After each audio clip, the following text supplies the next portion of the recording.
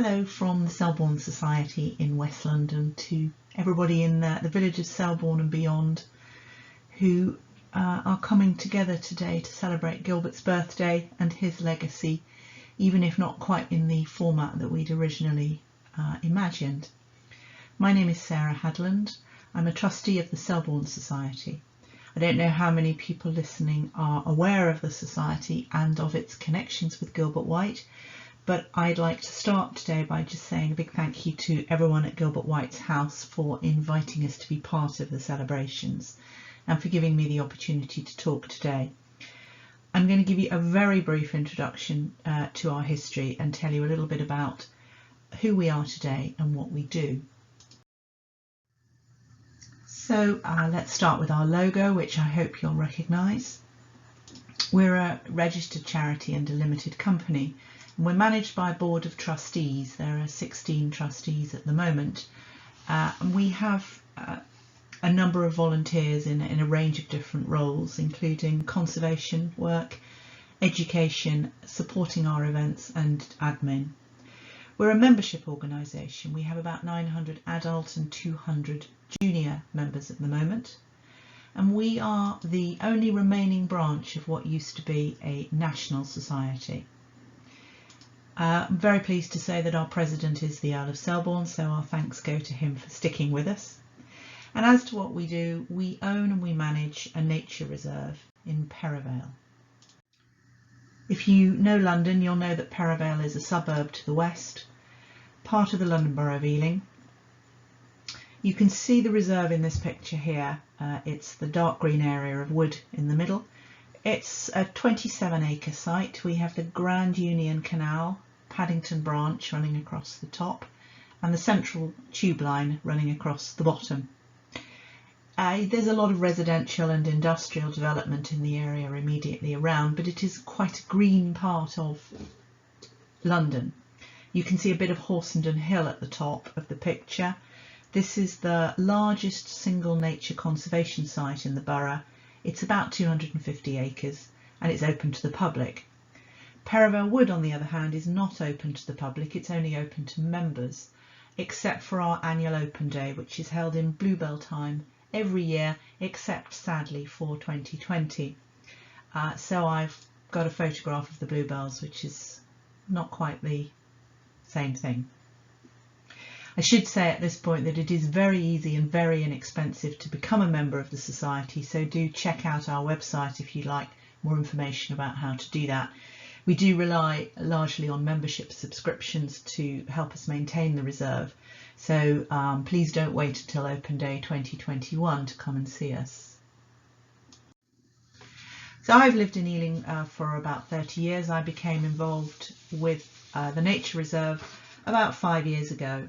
And like many people, I was intrigued to find out that its official title is the Gilbert White Memorial, and I was puzzled to know why the charity that owned and managed it was named after the village in Hampshire where Gilbert was born.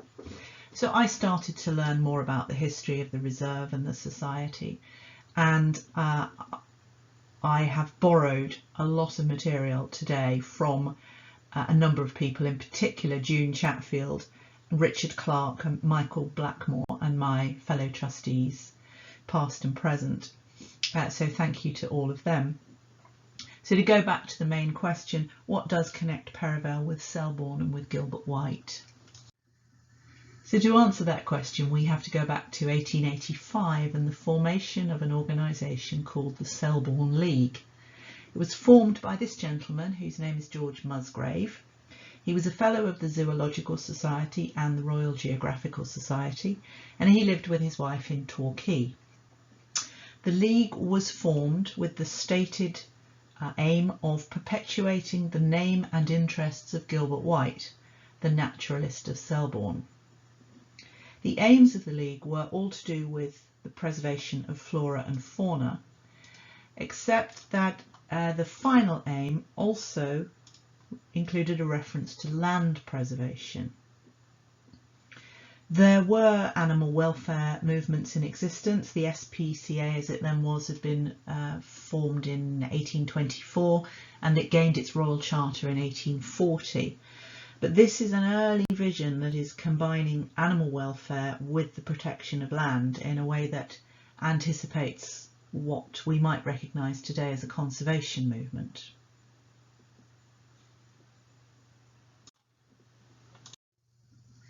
Almost at the same time, about a month later, we see the formation of a second organisation with similar aims. Its founders were slightly higher profile within society. Lord Mount Temple held a number of senior government posts, and he was secretary and nephew to Viscount Melbourne, who'd been Prime Minister at the start of Victoria's reign. And Viscount Palmerston, another Prime Minister, was his stepfather. Lady Mount Temple, Georgina, was a champion of social and moral reforms, like her husband, and they lived at Broadlands in Romsey. Lord Mount Temple had an interest in land conservation. He was instrumental in the campaign to save Epping Forest in the east of London as an open space, and he was a prime mover in granting allotments to the poor.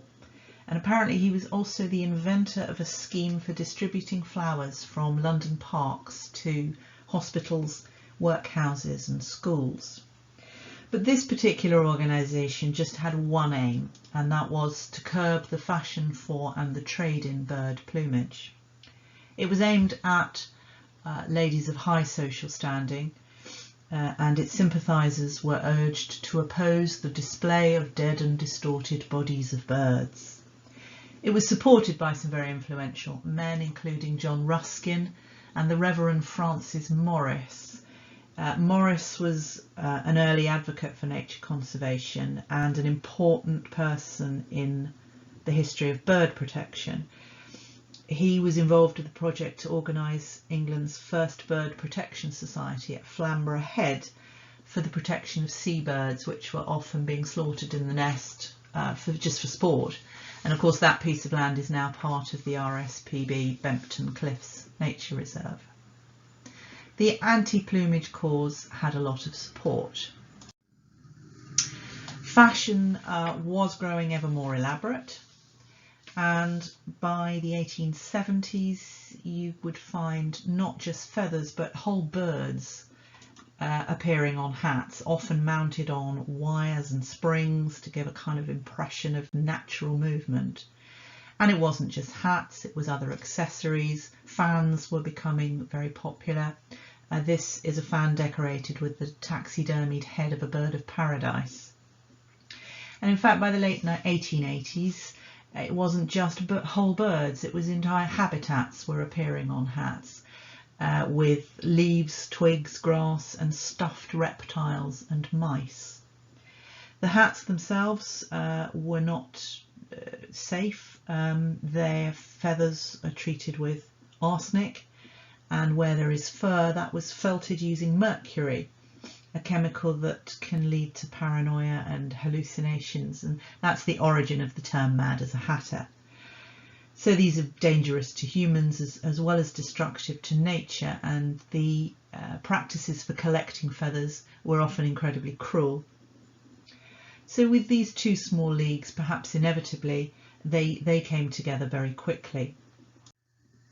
The result was the formation in 1886 of the Selborne Society for the preservation of birds, plants and pleasant places.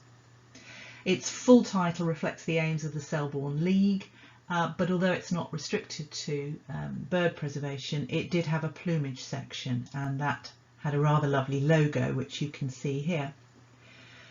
By 1887, there were 11 branches of the Society, mainly in Surrey and Hampshire. 1888 saw the rules formalised and the appointment of Alfred Lord Tennyson as its president. And one of the branches in the Thames Valley was particularly successful, with over 200 members. So the combination of the focus of the Plumage League and the broader aims of the Selborne League brought together the two strands of nature conservation and animal welfare, which is why the Selborne Society is often credited as being the first true nature conservation organisation in England and possibly in the world. However, this was not the only organisation to come into existence at this time. The anti-plumage movement was widespread. In Croydon, the fur, fin and feather folk, which is very hard to say, came into existence, and a similar group in Didsbury in Manchester, and they merged in 1891 to form the Society for the Protection of Birds. The two organisations had many members in common and of course the shared aim of bird protection, and comparing the two gives us a little insight into the route that the Selborne Society took and why the RSPB is probably today just a little bit better known. The RSPB was a pledge-based organisation. Like the temperance movement, you took a pledge not to wear feathers. It focused on campaigning and direct action. Its members were encouraged to go to church on a Sunday and make a note of the names of any women wearing feathers and write to them on the following Monday, presumably the equivalent of being outed on Facebook today. It remained with a very clear focus on bird protection, and that was a deliberate policy. The Selborne Society, one of our biographers, Richard Clarke, calls it a more genteel style. It maintained this focus on celebrating Gilbert White and on natural history, and with a spread of interests referring back to the original aims of the Selborne League. And that of course included the preservation of pleasant places. The Selborne Society was involved in opposition to quarrying in Cheddar Gorge. There was a campaign to resist telegraph poles in open spaces and also to oppose the railway running to the summit of Snowdon. And it was Selborne Society members who, with others including Octavia Hill, who worked to form the National Trust in 1895. But this is quite a wide spread of interests, and that pulled the Society into a number of different directions. Just moving forward to 1904, this was an important year for both organisations. The SPB gained its Royal Charter and worked towards the introduction of anti-plumage legislation. In the Selborne Society, the Council, the ruling committee, unilaterally changed the order of the Society's aims to downgrade bird and wildlife protection and to put the study of natural history at the top of the list. This led to conflict both within the Society and with other bodies, and including with the SPB. And the Selborne Society began its movement towards becoming a natural history society. Its stance on bird protection also moved away from that of the SPB, the RSPBs, and it chose to cultivate relations with the plumage trade on the grounds that engaging with traders and managing the source of feathers was a more pragmatic approach. It joined a government committee set up to support breeding in captivity to produce plumage, although that organisation was boycotted by the RSPB. And the RSPB introduced a plumage bill to Parliament in 1908. That wasn't actually passed until 1921, and the Selborne Society was very much seen as a part of the reason for that delay. This is not, however, a day to be negative about our history and our achievements, so instead I want to turn to look at a particularly positive piece of action. The Brent Valley branch was formed from the original Thames Valley branch, and a big part of its aim was acquiring a plot of land to form a bird sanctuary. And this is where we find ourselves in Perivale. Back in 1902, the Society had set up a bird sanctuary committee, which was tasked with acquiring a plot of land. First of all, it leased this from the Diocese of Westminster, and then following a campaign for public subscriptions, was able to purchase the main part of the wood in 1914. You'll see on the list of donations to the left an anonymous donation of just over £5,000, which is something like £225,000 in today's money. The campaign continued to run. You can see that it was still there still going in 1922, when some additional plots of land around the wood were purchased, and the final piece was purchased in 1931. And at that time, the Declaration of Trust was drawn up, confirming that the land is the Gilbert White Memorial. The land had been owned by the Diocese of Westminster and was relatively undeveloped. Sadly, I don't have time to talk today about our archaeological investigations on the site, which are ongoing, and I hope my co-trustee Kim Wakeham will be able to share information about that on a different occasion. The bird sanctuary is credited as one of Britain's earliest nature reserves. It's no longer referred to as a sanctuary officially, but it is a very peaceful place, and there are just a couple of photographs here to show you what it's like in 2020.